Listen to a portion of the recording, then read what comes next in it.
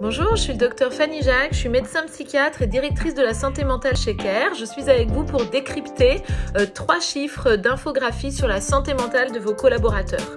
Premier chiffre, 7 collaborateurs sur 10 qui ont été interrogés ont avoué que l'année 2020 avait été la plus stressante de toute leur carrière.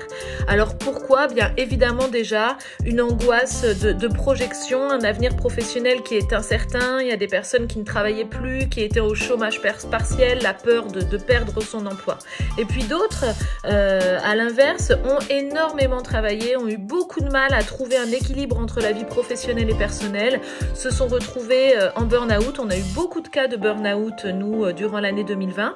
D'autres choses, la difficulté à s'intégrer dans son équipe, à avoir des rapports tout à fait corrects et humains avec son manager, avec ses collaborateurs quand on est à distance. Bref, tout ça a fait de 2020 une année très stressante.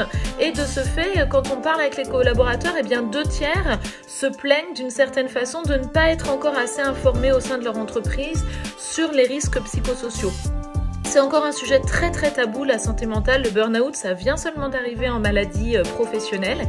Et les collaborateurs, ils n'en entendent pas parler.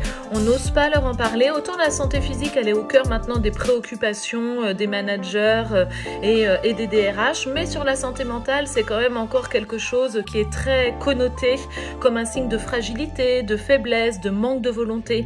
Et donc, au sein de l'entreprise, ça reste un sujet qui est tabou. Et un tabou, bien sûr, qu'il faudrait lever. Du coup, ça explique le 3e chiffre, quasiment 70% des collaborateurs préféreraient parler de leur souffrance psychique à un robot plutôt qu'un être humain. Déjà, bien sûr, parce que le robot, il est disponible 24 heures sur 24, 7 jours sur 7. Donc, ces petits robots conversationnels s'appellent un chatbot. On en a nous-mêmes un chez Care qui s'appelle Mon Sherpa. Mais aussi parce que le robot, bien sûr, il ne va pas être jugeant. On va pouvoir lui faire confiance. On va pouvoir tout lui confier. Donc, c'est vous dire que quand même, la discussion avec les managers et avec les collaborateurs, elle n'est pas encore évidente.